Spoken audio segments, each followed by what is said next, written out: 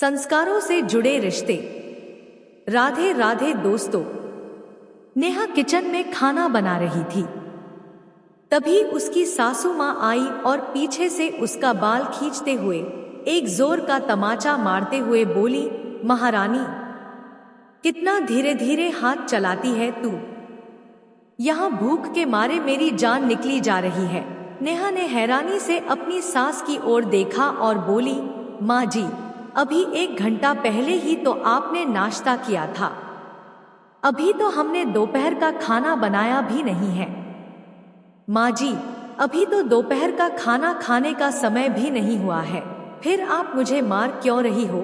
तब उसकी सासू माँ कहने लगी, अब तू मेरे खाने पीने पर नजर रखेगी कि मैं कितने बजे खाऊं, कितना नहीं खाऊं। चुपचाप जल्दी से जाकर मेरे लिए खाना बना, मुझे बहुत जोर से भूख लगी है। तभी अचानक से समर घर आ गया और उसने अपनी आंखों से यह सब देख लिया। वह कहने लगा, माँ, यह तुम क्या कर रही हो।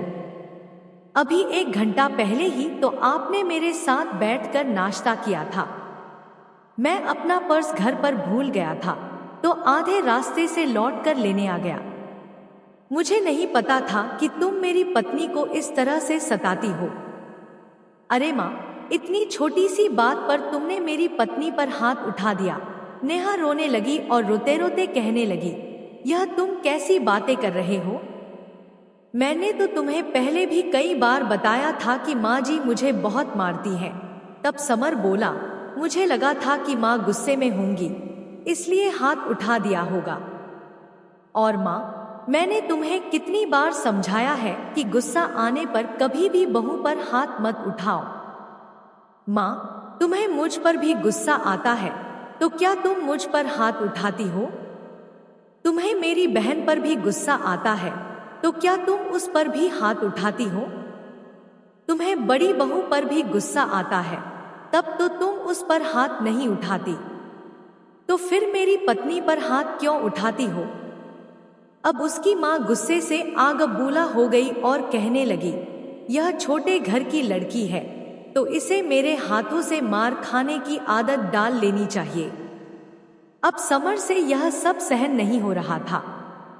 उसने जवाब दिया, माँ, अब बस बहुत हुआ, अब मैं इसे यहाँ पर रहने ही नहीं दूंगा। तो तुम इस पर हाथ कैसे उठाओगी। यह मेरी बीवी है, घर की कोई नौकरानी नहीं।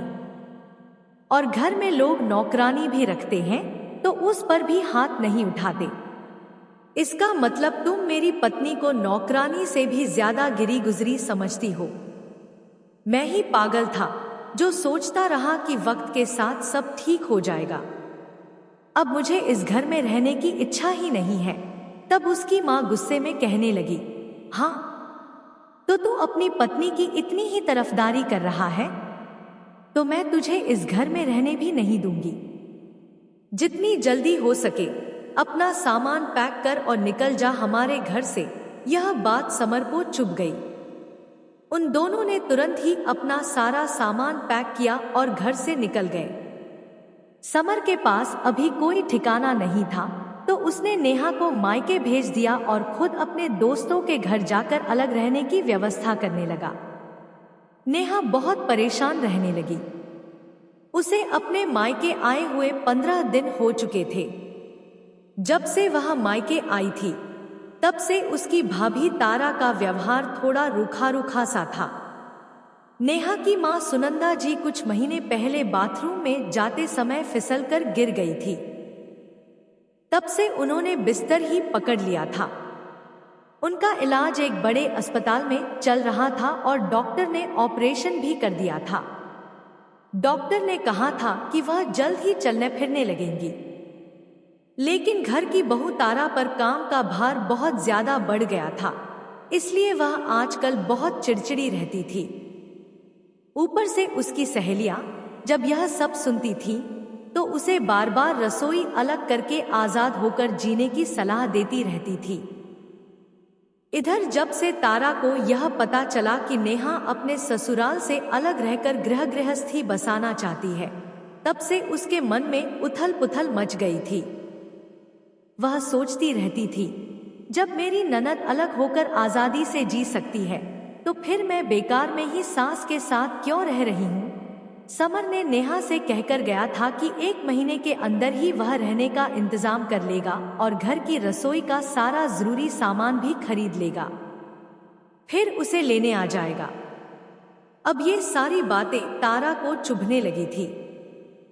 वह सोच में पड़ गई थी, दीदी तो आजाद होकर रहेंगी, लेकिन मुझे तो सास के साथ घुट घुट कर रहना पड़ेगा।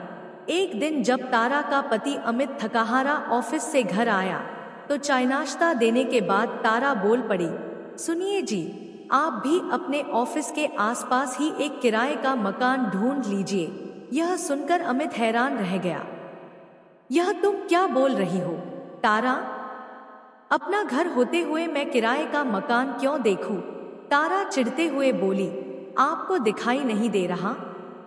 आपकी बहन अपनी गृहस्थी अलग कर रही है। वह अपनी सास से अलग रह सकती है तो मैं क्यों नहीं? माँ जी यहीं आराम से रहेंगी और हम किराए के घर में रहेंगे। ऑफिस के पास मकान होगा तो आपका आने जाने का समय भी बचेगा। अमित और भी हैरान हो गया। तभी नेहा बोल पड़ी, भाभी यह आप कैसी बातें कर रही हैं? मेरी माँ ने कभी आपको परेशान नहीं किया, आप पर हाथ नहीं उठाया, फिर आप अलग रहने की बात क्यों कर रही हैं? तारा गुस्से में बोल पड़ी, माना कि तुम्हारी माँ ने मुझे परेशान नहीं किया, लेकिन क्या मुझे अपने पति के साथ अकेले रहने का अधिकार नहीं है?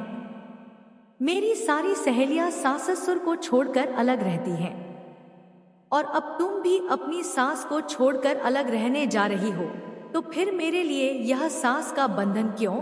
नेहा हैरानी से अपनी भाभी का चेहरा देखती रह गई और बोली, भाभी मेरी सास मुझ पर हाथ उठाती है, कई बार मुझे मारा है। जब मेरे पति ने सब अपनी आंखों से देखा तब उन्होंने यह फैसला लिया। यहाँ तो मेरी माँ के सिवाय कोई और नहीं है। तब तारा गुस्से में बोली, दीदी मुझे यह सब नहीं पता। अगर आप अलग हो सकती हैं तो मैं भी आजादी से जीऊंगी। मैं बिस्तर पर पड़ी सास की सेवा नहीं कर सकती। तभी सुनंदा जी ने कमरे से आवाज लगाई, बेटा जरा तुम लोग मेरे पास आओ, मुझे तुमसे कुछ जरूरी बात करनी है। तीनों कमरे में आ गए। सुनंदा जी धीमे और गंभीर स्वर में बोली, बहू मुझे कोई परेशानी नहीं है, मैं अपनी जमीन बेचकर अपनी देखभाल खुद कर लूंगी। बेटी नेहा तुम अपनी गृहस्थी आराम से बसाओ। और बहू आज अगर मैं तुम्हें बोझ लगने लगी हूं तो मैं अपनी सारी प्रॉपर्टी अनाथ आश्रम में दान कर दूंगी। यह सुनकर अमित घबरा गया और बोला, माँ आप मुझे प्रॉपर्टी दे या न दे, लेकिन मैं आपको कभी अकेला छोड़कर नहीं जाऊंगा। और अगर तारा को अलग रहना है तो वह मुझे और इस घर को छोड़ सकती है। माँ मुझे आपसे 1 पैसे की भी उम्मीद नहीं है, लेकिन फिर भी मैं तुम्हें अकेला छोड़कर कभी नहीं जाऊंगा। एक बात और माँ, अगर तुम ही मेरे साथ नहीं रहना चाहती हो तो जब तुम ठीक हो जाओगी और चलने फिरने के लायक हो जाओगी तब तुम्हारी जहां मर्जी होगी वहां रह लेना, लेकिन माँ मैं तुम्हारे बिना नहीं रह पाऊंगा। यह तुम क्यों नहीं सोचती माँ? इतना कहकर अमित अपनी माँ के सामने फूट फूट कर रो पड़ा। अपने ही बेटे को अपने सामने इस तरह रोता देखकर सुनंदा जी की आंखें भी नम हो गईं और वह सोच में पड़ गई कि बहू के कारण ही मेरा बेटा आज रो रहा है। उधर नेहा भी रोने लगी और कहने लगी, माँ जब मैं अपनी घर गृहस्थी अलग कर लूंगी तो तुम्हें भी अपने पास ही रखूंगी, तुम्हें परेशान होने की जरूरत नहीं है। फिर नेहा ने अमित से कहा, तुम्हें माँ के लिए परेशान होने की जरूरत नहीं है और तुम माँ के खातिर अपनी घर गृहस्थी बर्बाद मत करो। तुम अपनी पत्नी के साथ आराम से रह सकते हो। मैं माँ को अपने साथ लेकर जाऊंगी और उनकी अच्छे से देखभाल करूंगी। अपने दोनों बच्चों की बातें सुनकर सुनंदा जी की आंखें आंसुओं से भर आई थी। ननद की बातें सुनकर अब तारा की भी आंखें नम हो गई थी। वह हाथ जोड़ते हुए कहने लगी, दीदी मुझे माफ कर दीजिए, आपकी परिस्थितियां खराब हैं। आपकी स्थिति से मैं अपनी स्थिति का तालमेल करने लगी थी। यह बात बिल्कुल सच है कि दीदी के ससुराल वालों ने उनके साथ गलत किया है। उनकी सास उनके साथ बहुत अत्याचार करती हैं और उन पर हाथ भी उठाती हैं। इसीलिए दीदी और जीजाजी अपनी घर गृहस्थी अलग कर रहे हैं। लेकिन माँ जी, आपने तो आज तक मुझे डांट तक नहीं लगाई है। मेरी तो मति ही मारी गई थी। इसलिए शायद मैं अपनी घर गृहस्थी अलग करने की जिद करने लगी थी। मैं तो सबसे बड़ी गलती करने जा रही थी। मैं घर गृहस्थी के कारण अपने पति को खोना नहीं चाहती और न ही एक माँ को उनके बेटे से अलग करना चाहूंगी। कुछ समय के लिए मैं अपनी सहेलियों की बातों में आ गई थी, इसलिए मेरा दिमाग खराब हो गया था। लेकिन अब मुझे अपनी गलती का एहसास हो गया है। सुनिए जी, आप मुझे माफ कर दीजिए प्लीज। और दीदी, आप अपने घर गृहस्थी बसाने के लिए माँ जी को अपने साथ ले जाने की बात कर रही हैं। सच में दीदी, आपका दिल बहुत बड़ा है। लेकिन मैंने ही जिद पकड़ रखी थी, क्योंकि मेरी मति मारी गई थी। खैर, जब तारा बार बार माफी मांग ही रही थी, तो सबने उसे माफ कर दिया और उसे एक और मौका दे दिया। 2 महीने बाद समर अपने ससुराल वापस आ गया था नेहा को ले जाने के लिए। नेहा बहुत खुश थी, क्योंकि वह अपने पति के साथ अपनी नई घर गृहस्थी बसाने जा रही थी। इधर तारा भी अपनी सास की पूरे मन से सेवा करने में लग गई थी, जिसके कारण कुछ ही दिनों में सुनंदा जी चलने फिरने के लायक हो गई थी। जैसा कि नेहा की मां ने कहा था कि वह अपनी प्रॉपर्टी के 2 हिस्से करेंगी, एक हिस्सा उनकी बेटी का और एक हिस्सा उनके बेटे का। अब तारा भी प्रॉपर्टी से ज्यादा रिश्तों पर विश्वास करने लगी थी। उसे समझ में आ चुका था कि रिश्तों के आगे दौलत किसी काम की नहीं होती। खैर, तारा यह भी सोचती रहती थी कि कल को अगर उसकी सास को कुछ हो गया तो सारे रुपए पैसे पड़े रह जाएंगे। इससे अच्छा है कि कुछ अच्छे काम करके पुण्य ही कमा लिया जाए। दोस्तों, बहू ऐशाराम के लिए अपनी सास को अकेला छोड़ रही थी, लेकिन बेटी और बेटे ने मिलकर उन्हें अकेला नहीं रहने दिया। बच्चे अगर अच्छे संस्कारों में पले हों तो अपने माँ बाप को हमेशा सहारा देते हैं। आज नेहा ने भी वही किया था। बहू अपनी सास को कभी भी अकेला छोड़ सकती है, लेकिन एक बेटा और एक बेटी कभी भी अपनी माँ को बेसहारा नहीं छोड़ सकते।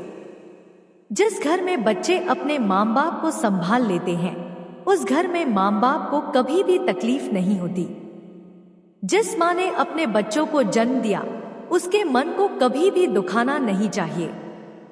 जिस माँ का कोई सहारा नहीं होता, उन्हीं का सहारा उनके बच्चे बनते हैं। इसलिए कभी भी अपनी माँ को अकेला और बेसहारा मत छोड़ना। आशा करती हूँ दोस्तों, आपको हमारी कहानी जरूर अच्छी लगी होगी। कहानी अच्छी लगे तो मेरे चैनल को लाइक, शेयर और सब्सक्राइब जरूर करें। तो दोस्तों, फिर मिलते हैं दिलचस्प वीडियो के साथ। धन्यवाद।